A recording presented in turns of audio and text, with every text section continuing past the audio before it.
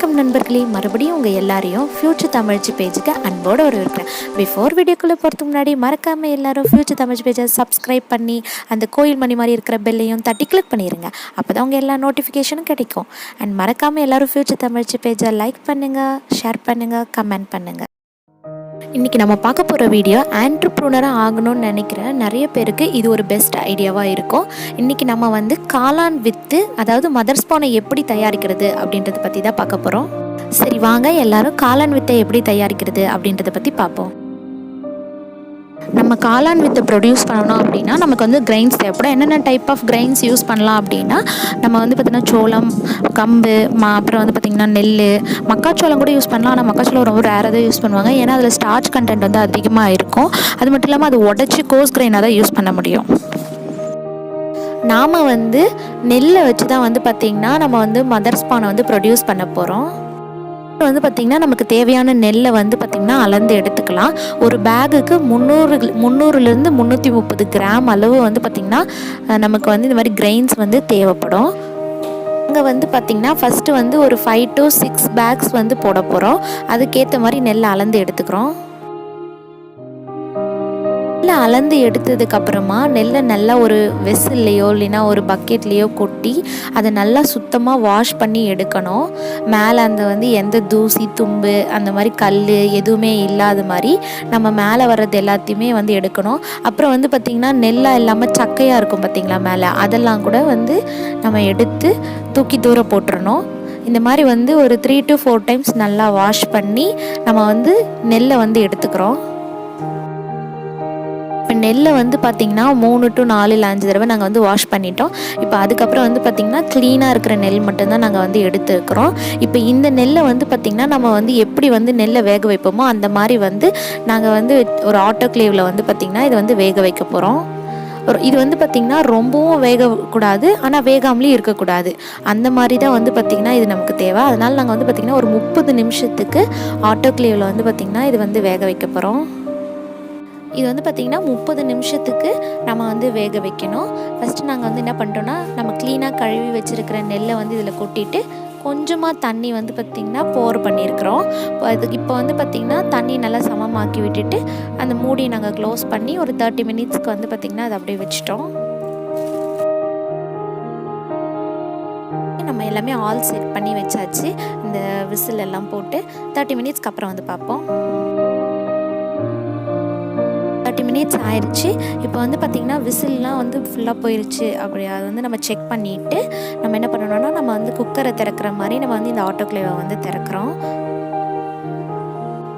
நம்ம திறந்துட்டோம். இது பார்த்திங்கன்னா அதிகமாகவும் வேகலை, பட் வேகாமலேயும் இல்லை. கரெக்டான ஸ்டேஜ் இது தான். நமக்கு இந்த மாதிரி இருக்க ஸ்டேஜ் தான் தேவை. இப்போ நம்ம என்ன பண்ணுறோம் அப்படின்னா, தண்ணியை வடிகட்ட போகிறோம்.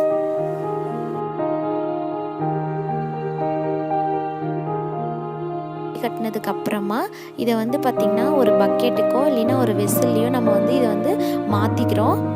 இதை தரையிலையோ இல்லைன்னா வெறுமையான இருக்கிற தரையிலையோ நம்ம காய வைக்கக்கூடாது. டேபிள் மேலே ஒரு துணி போட்டு இல்லைன்னா டேபிள் மேலே தான் காய வைக்கணும். கீழே ஃப்ளோரில் காய வைக்கக்கூடாது. நம்ம எதுக்காக காய வைக்கிறோம்னா, கண்டாமினேஷன் வரக்கூடாது அப்படின்றதுக்காக தான் காய வைக்கிறோம். பார்த்திங்கன்னா ஓவராகவும் காயக்கூடாது, ஆனால் ஈரமாகவும் இருக்கணும். அந்த மாதிரி தான் நமக்கு பார்த்திங்கன்னா நெல் காஞ்சிருக்கணும். ஸ்டெர்லைஸ் பண்ண பிளாஸ்டிக் ட்ரே தான் நம்ம பார்த்தோம்னா யூஸ் பண்ணுறோம். ஏன்னா அப்போ தான் பார்த்திங்கன்னா எந்த ஒரு கண்டாமினேஷனும் ஆகாது. நம்ம இப்போ ஸ்டெர்லைஸ் பண்ணி வச்சுக்கிறோம் இந்த பிளாஸ்டிக் ட்ரேஸை. இப்போ இதில் பார்த்திங்கன்னா காஞ்சிருக்கக்கூடிய இந்த நெல்லை இதில் நம்ம மறுபடியும் கொட்டிக்கிறோம்.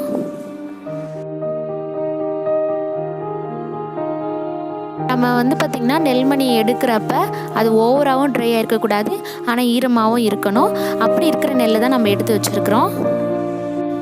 இப்போ இந்த நெல் கூட நம்ம கால்சியம் கார்பனேட் ஆட் பண்ணணும். இது எவ்வளோ ஆட் பண்ணணும்னா 20 கிராம் ஆட் பண்ணணும். பர் கேஜிக்கு நம்ம 20 கிராம் ஆட் பண்ணணும். நம்ம எவ்வளோ கேஜி எடுத்துருக்குறோமோ அந்த கேஜி அளவுக்கு நம்ம கால்சியம் கார்பனேட் ஆட் பண்ணிக்கணும். ஓகேங்களா? இதை நல்லா மிக்ஸ் பண்ணணும். எல்லா நெல்லுலுமே வந்து பார்த்திங்கன்னா இந்த கால்சியம் கார்பனேட் வந்து மிக்ஸ் ஆகிருக்கணும். நம்ம ஏன் கால்சியம் கார்பனேட் மிக்ஸ் பண்ணுறோம் அப்படின்னா, அந்த நெல்லில் வந்து எக்ஸ்ட்ரா வந்து பார்த்திங்கன்னா ஈரப்பதம் இருந்துச்சு அப்படின்னா இந்த கால்சியம் கார்பனேட் வந்து அதை எடுத்துரும். அதுக்கப்புறம் வந்து பார்த்திங்கன்னா அதில் இருக்கக்கூடிய பிஹெச்வை வந்து பார்த்திங்கன்னா நியூட்ரலைஸாக வச்சுக்கும். அப்புறம் வந்து பார்த்திங்கன்னா அந்த கிரெயின்ஸ் எல்லாம் ஒன்றா ஒட்டி ஒரு கேக்கு மாதிரி ஆகாமல் இருக்கிறதையும் இந்த கால்சியம் கார்பனேட் வந்து தவிர்த்துரும். அதனால தான் நம்ம கால்சியம் கார்பனேட்டை வந்து ஆட் பண்ணுறோம். இப்போ நம்ம வந்து பார்த்திங்கன்னா நல்லா மிக்ஸ் பண்ணிட்டோம். மிக்ஸ் பண்ணதுக்கப்புறமா நம்ம வந்து பார்த்திங்கன்னா பேக்கை ஃபில் பண்ணணும். பர் பேகுக்கு 300லேருந்து 330 கிராம் வந்து ஃபில் பண்ணணும். என்ன பேக் எடுக்கணும் அப்படின்னா பாலிப்ரோபிலீன் பேகு. இதோட சைஸ் 30லேருந்து 15 சென்டிமீட்டர் அளவு இருக்கணும். ஹைட்டு வந்து பார்த்திங்கன்னா 4ல் 3 பங்கு இருக்கணும். அந்த மாதிரி இருக்கக்கூடிய பேகு தான் நம்ம எடுத்து ஃபில் பண்ணணும்.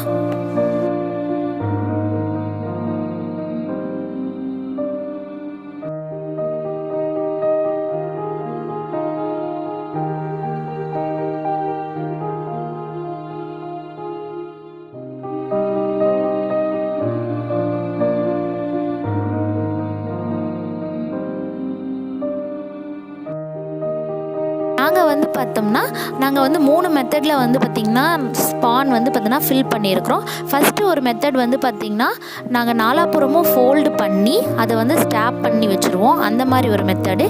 இன்னொன்று கோனிக்கல் ஃப்ளாஸ்க்லேயும் வந்து பார்த்திங்கன்னா ஸ்பானை வந்து போட்டுட்டு காட்டன் ப்ளக் பண்ணி ரேப் பண்ணிடுவோம். இன்னொரு மெத்தட் என்ன அப்படின்னு பார்த்திங்கன்னா கவர், இந்த மாதிரி பாலிப்ரோபிலின் கவரை எடுத்து அதில் வந்து பிவிசி ரிங் பைப் இருக்கும் இல்லைங்களா, அது வந்து பார்த்திங்கன்னா நடுவில் வந்து இன்செர்ட் பண்ணிவிட்டு அதில் வந்து காட்டனை ப்ளக் பண்ணி ரேப் பண்ணி வைப்போம். இந்த மாதிரி 3 முறையில் வந்து பார்த்திங்கன்னா நாங்கள் வந்து ஸ்பானை ப்ரொடியூஸ் பண்ணியிருக்கோம். இப்போ நம்ம பேகெல்லாம் போட்டு முடிச்சாச்சு. இப்போ நம்ம போட்டிருக்க பேக்லேருந்து ஒரு பேக் உங்களுக்கு நான் எடுத்து காட்டுறேன். இதில் பார்த்திங்கன்னா நாங்கள் ரெக்கமெண்டட் பண்ணியிருக்க அளவு தான் வந்து பார்த்திங்கன்னா பேக் ஃபில் பண்ணியிருக்கோம். இது வந்து பார்த்திங்கன்னா நான் சொன்ன 3 முறையில் அதில் 2 முறை வந்து பார்த்திங்கன்னா இதில் காட்டியிருக்கேன். ஒன்று வந்து பிவிசி ரிங் பைப் போட்டு இன்செர்ட் பண்ணது, இன்னொன்று வந்து நார்மலாக நாங்கள் வந்து நாலாப்புறமும் கவரை மடித்து பின் பண்ணது. ஸோ இப்போ இது எல்லாம் தான் நம்ம வந்து பார்த்தோம்னா ஸ்டெர்லைஸ் பண்ண போகிறோம். நம்ம பேக் எல்லாமே எடுத்துகிட்டு போய் ஸ்டெர்லைஸ் பண்ண போகிறோம் ஆட்டோக்ளேவில். ஆட்டோக்ளேவை வந்து பார்த்தோம்னா நம்ம ரெடி பண்ணிக்கிறோம். இதுக்கு கீழே வந்து பார்த்திங்கன்னா தண்ணி ஊற்றி மேலே வந்து பார்த்திங்கன்னா ஒயர் மெஷ் வச்சு அதுக்கு மேலே தான் நம்ம வந்து ஆட்டோக்ளேவ் பண்ண போகிறோம்.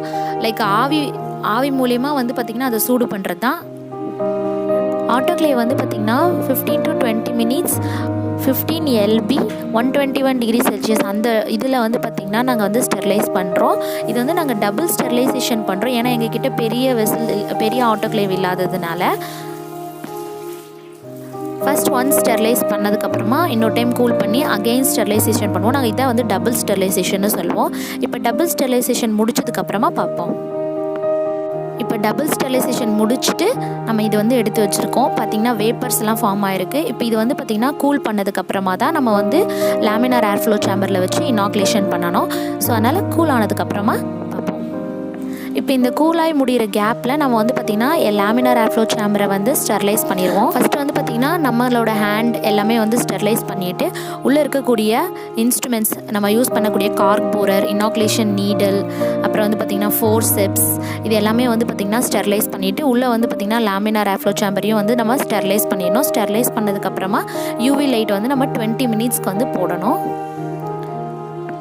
எத்தனாலை வச்சு தான் நம்ம வந்து பார்த்தோம்னா ஸ்டெர்லைஸ் பண்ணணும். அப்போ தான் எந்த ஒரு ஹேர்பார்ன் கண்டாமினேஷனும் ஆகாது, வேறு எந்த கண்டாமினேஷனும் ஆகாமல் இருக்கணும். யூவி லைட் 20 மினிட்ஸ் போட்டதுக்கப்புறமா பார்ப்போம்.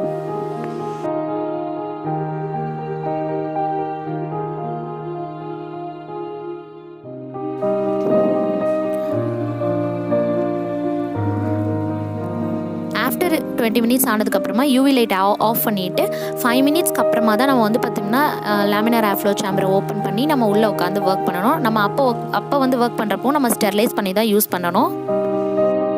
இப்போ நம்ம வந்து இனாகுலேஷன் பண்ணோம் அப்படின்னா இதுக்கு மதர் கல்ச்சர் தேவைப்படும். மதர் கல்ச்சர் வந்து நம்ம வெளியிலேருந்து வாங்கிக்கலாம், இல்லை நாமளாகவே ப்ரிப்பேர் பண்ணலாம். மதர் கல்ச்சர் வீடியோ வந்து நான் அப்புறமா போடுறேன். நம்ம இன்ஸ்ட்ருமெண்ட்ஸ் நடுவில் ஸ்டெர்லைஸ் பண்ணுறதுக்காக வந்து பார்த்திங்கன்னா நடுவில் வந்து ஒரு லேம்ப் வச்சுருப்போம். அது யூஸ் பண்ணி தான் நம்ம வந்து ஸ்டெர்லைஸ் பண்ணணும். இப்போ வந்து பார்த்தோம்னா நம்ம கார்க் போரர் அதை யூஸ் பண்ணி தான் நம்ம டிஸ்க் வந்து ரெடி பண்ண போகிறோம். இது கார்க் போரர் வந்து பார்த்தோம்னா நல்லா ஸ்டெர்லைஸ் பண்ணிக்கணும். எந்த இன்ஸ்ட்ருமெண்ட் நம்ம யூஸ் பண்ணதாக இருந்தாலுமே ஸ்டெர்லைஸ் பண்ணி தான் நம்ம யூஸ் பண்ணணும், இல்லைன்னா ஈஸியாக கண்டாமினேஷன் ஆயிரும். நம்ம ப்ரிப்பேர் பண்ணி ரெடி பண்ணி வச்சுருக்கக்கூடிய மதர் ஸ்பானை எடுத்து அதை கட் பண்ணிக்கிறோம் இனாகுலேஷன் பண்ணுறதுக்காக. இப்போ நம்ம வந்து பார்த்தோம்னா ஹீட் பண்ணி வச்சுருக்கக்கூடிய அந்த கார்க் போரரை வச்சு நம்ம வந்து பார்த்தோம்னா ஜஸ்ட் அந்த மைசீலியத்தில் வந்து பார்த்தோம்னா டிப் பண்ணுறோம். இல்லை ஒன்றுமே இல்லைங்க, அந்த சூடாக இருக்கிற அந்த கம்பி மாதிரி இருக்கிறத எடுத்து அதில் டிப் பண்ணுறப்போ அதில் வந்து சின்ன சின்ன ரவுண்டாக வந்து பார்த்தோம்னா உருவாயிரும். அதுதான் வந்து டிஸ்க்குன்னு சொல்லுவோம். அதுதான் நம்ம இனாகுலேஷன் நீடல் மூலிமா யூஸ் பண்ணி நம்ம வந்து பார்த்தோம்னா இனாகுலேட் பண்ண போகிறோம்.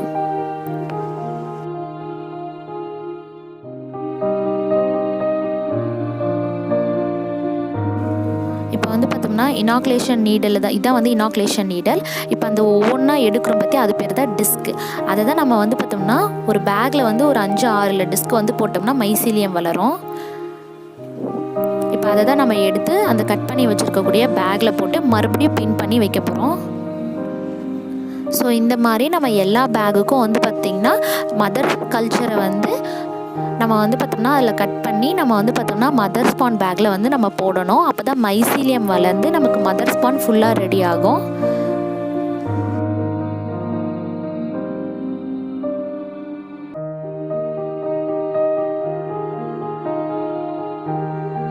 இப்போ நாங்கள் வந்து பார்த்தோம்னா 3 டைப் ஆஃப் ஸ்பான் வந்து ப்ரிப்பேர் பண்ணியிருந்தோம் இல்லைங்களா. அந்த 3 டைப் ஆஃப் ஸ்பானுக்குமே வந்து பார்த்தோம்னா மதர் கல்ச்சரை எடுத்து நாங்கள் வந்து கட் பண்ணி உள்ளே இனாகுலேட் பண்ணியாச்சு. இனாகுலேட் பண்ணதுக்கப்புறமா நம்ம எந்த டேட்டில் இனாகுலேட் பண்ணோம் அப்படின்றது, யார் பண்ணாங்க அப்படின்றதெல்லாம் மென்ஷன் பண்ணி ரேப் பண்ணி நம்ம வந்து பார்த்தோம்னா ரூம் டெம்பரேச்சரில் வந்து வச்சிடுறோம்.